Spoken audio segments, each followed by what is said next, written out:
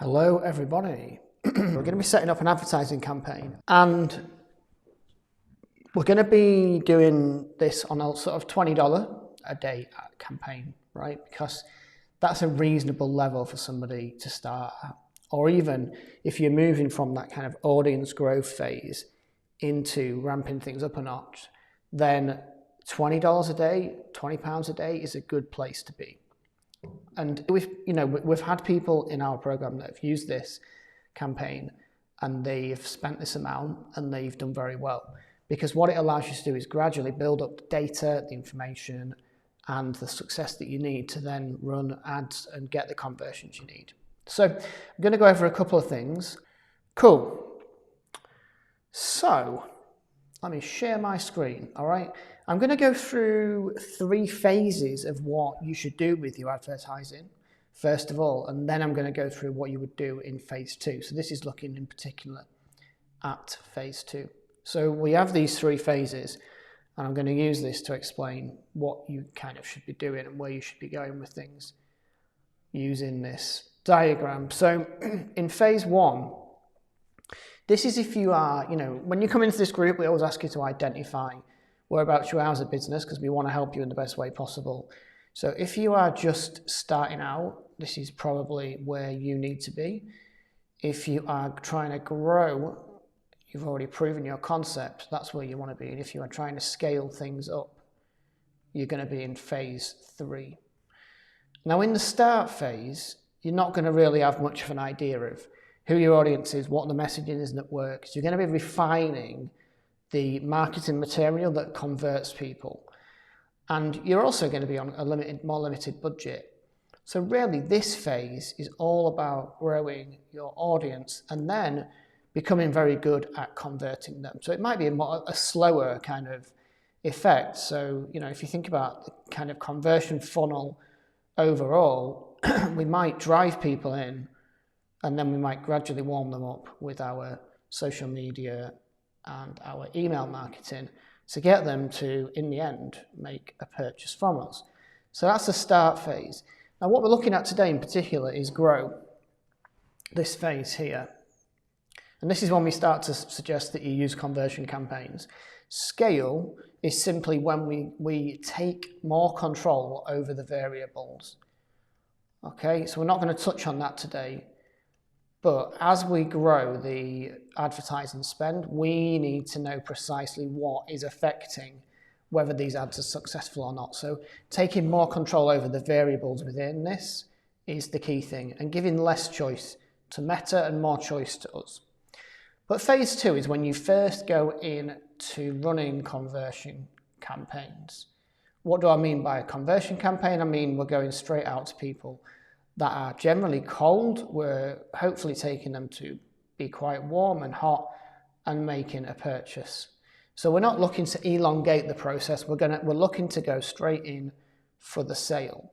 And if you get these running well, this is the holy grail of advertising, because you're spending the money, you've got a good ROAS, hopefully, and you are, successfully growing your business, knowing also full well that a good percentage of these people are going to come back and buy from you again if you've got the right systems in place on the back end. So we're going to be focused on conversion ads, right? And we're also going to be giving some level of control to Meta within this process. Okay, so something called CBO, which they've now changed. We'll go in there in a second. But yeah, we're going to be using $20 per day, right? And the reason $20 is a good number is because $20 allows you really to have 4 creatives. And what we would always say is test, first of all, the creative. So you want to be testing in this order. Test the creative first. That's the most influential part of an ad. That's the bit that makes somebody stop. That's the attention bit. Stop, attention. So if we think about the AIDA model, attention, interest, desire, action.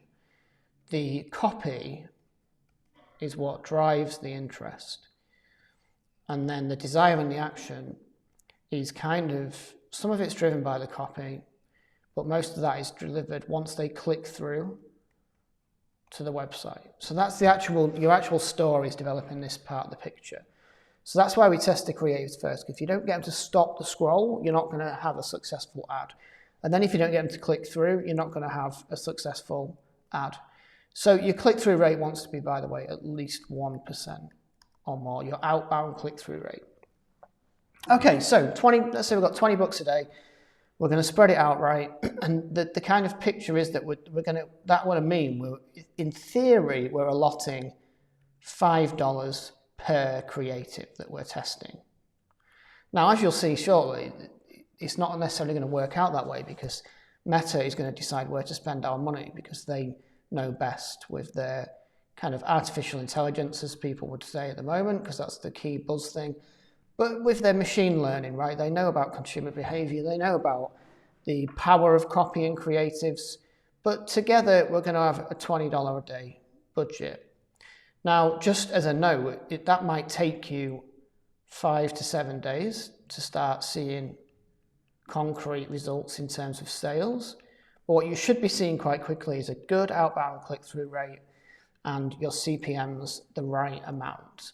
There's no set amount with CPMs, but you definitely want to be reaching the right people, which is going to bring those down. So the copy of the ad, the actual quality of the ad is going to dictate that.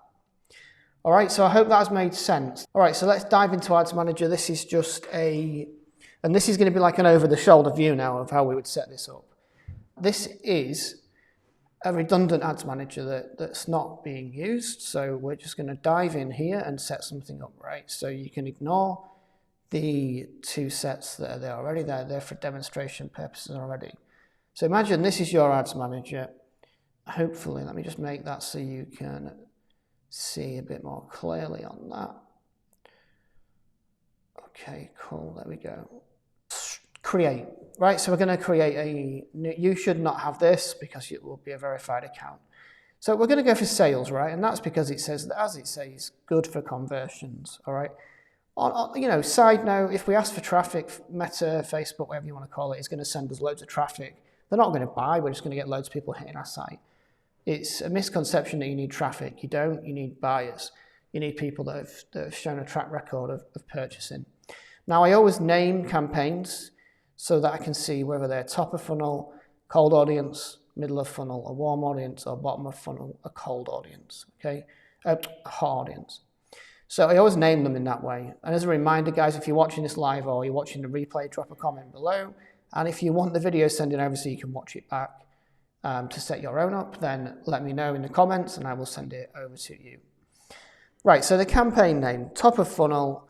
Now, let's say we're aiming this at best sellers, right? So we're just starting out, we've sold product, we know what people like, and we're going to promote our best sellers as a product range, or we're going to send them to the homepage dependent on our individual circumstances.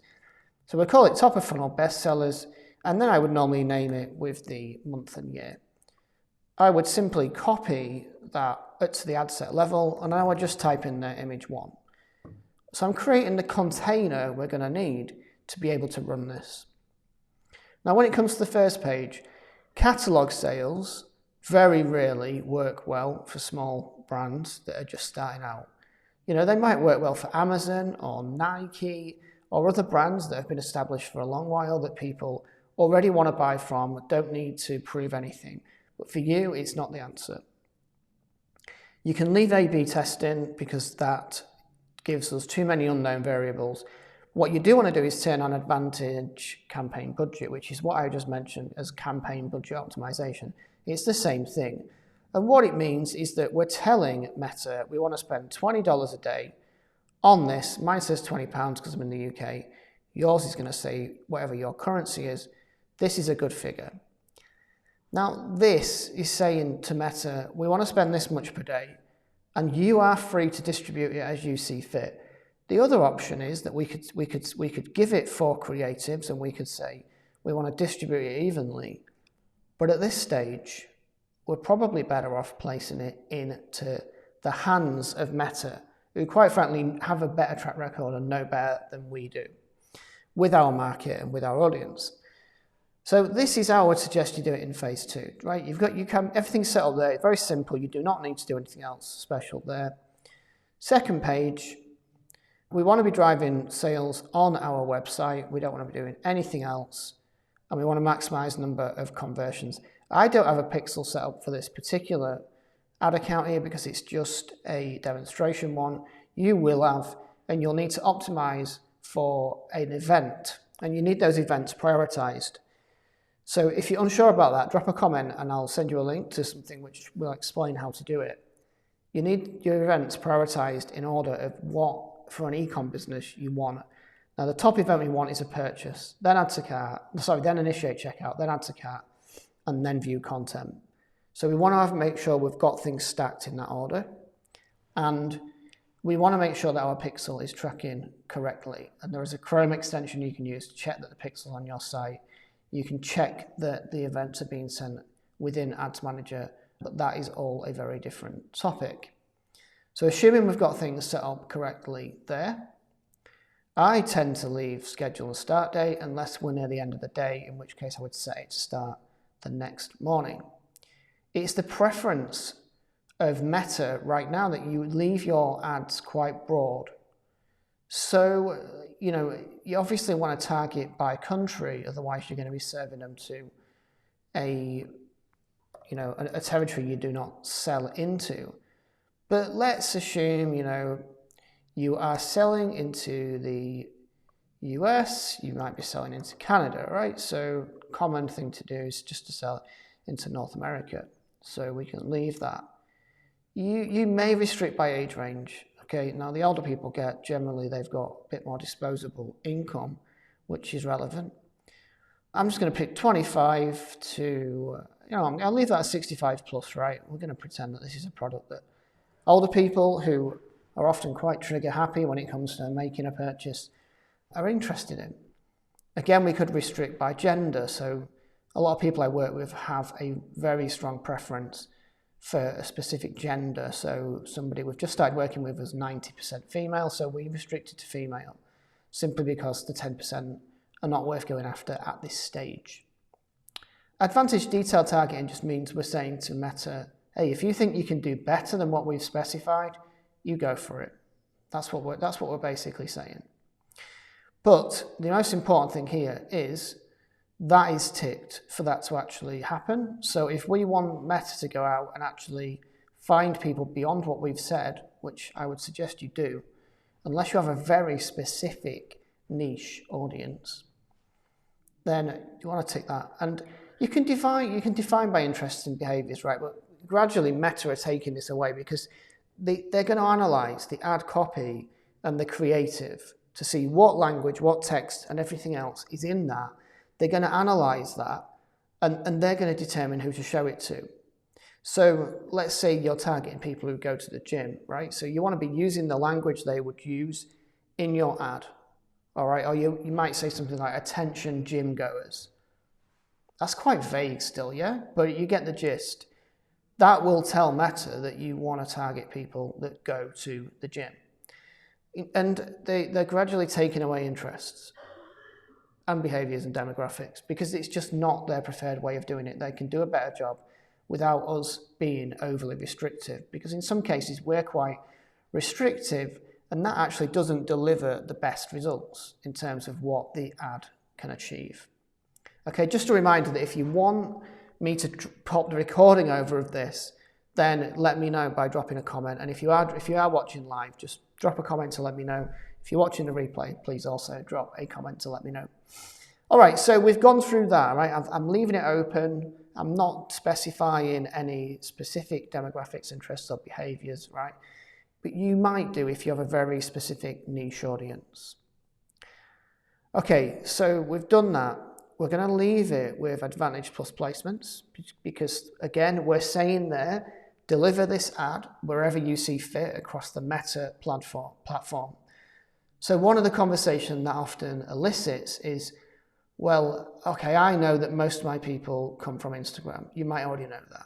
But here's the thing. They may also be on Facebook. And Meta, Facebook and Instagram collectively may be aware that a particular person converts well when they get shown an ad on Facebook and then again on Instagram, in that order perhaps. And so by offering the freedom to Meta and saying, you show it wherever you deem fit, we're giving more strength to the ad platform rather than us trying to control the process. Okay, last stage. All right, this can be set up with any of the Facebook pages that you are connected to and the Instagram account. I've called this image 1. If it was a video, I'd call it video 1. So I'm going to manually upload, and I'm going to want a single image or video. I'm just going to leave it blank. Multi-advertiser ads is worth turning off for now. You are going to add some media in there, so you literally go add image or add video, upload, whatever your creative is. The two things that really matter are the primary text and the headline. So the headline, buy this amazing thing. Now, primary text, grab my XXX and get XXX free. Okay, and we're going to develop some copy in there. Okay, now the key thing is that because we're testing the creatives, we're not changing the copy throughout any of the ads that are in this ad set and in this campaign. So we've got one campaign, one ad set, 4 different ads. The only thing different in each of these 4 ads is the creative. Because if we have one ad that's got one creative and one type of copy, and then we have a different ad that's got a different creative and a different type of copy, how do we know at the end of this testing phase whether it was the copy or the creative that did the job? We don't, if we've mixed them all up. Now you can apply the same principles with one creative and different variations of copy in the future. So that would be the next phase of this, would be to take an image that you know does well and test it against 4 different types of copy and only change the copy in each one.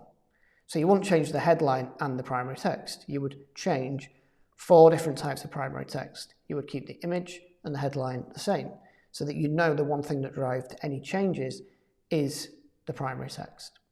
Make sense? I hope so. If you're not sure, please comment. I'm happy to support you on this journey. Okay, your call to action is probably going to be shop now or something to do with get offer. You are going to put the website URL in there, whether you send them to a home page or a specific product page or a collection page is really determined by your own unique circumstances. So we will not delve too far into that. And you need to have your pixel set up here. Now let's assume you've done that and you've got one beautiful creative in there, an image or a video. Now your container is set up. Okay, you can forget publishing and just close that. We've got, this is the one we've just set up, top of funnel bestsellers, April 23. Now, to keep you sane when you look at this, just tick the campaign that you're looking at. That is going to restrict it to that ad set. When you look here, that one shouldn't be on there. I think that's just a glitch in its loading. And it's going to restrict to the ads here. I don't know why that one is showing. I'm just going to refresh and see if that is just a glitch in the ads manager. Okay, well that would not be there under normal circumstances. In fact, we'll go back. We do not need these two, so we will delete them. Okay, so if we've ticked that, all it's showing us now is one ad set and one ad, because that's all we've put in there. Now if we open that ad, we've got everything set up. All we then need to do is go to quickly duplicate, change that to image 2, and change the image. All we would do is delete the image that's in there and go to add media, add a new image. We would then quickly duplicate. And we would then go to, that might be image, well let's call it video 1. So we might think, right, we're going to put a video in. So we go to video 1, we would get rid of the existing creative and we would put in our video. We would then quickly duplicate again. In this instance, I'm going to assume that, I've lost track of where I am. So I'm going to call that image 3. Okay, and then what I might do is, let's assume that I am suggesting for $20 you do 4, no more. Let's assume that you've got a bit more money to spend.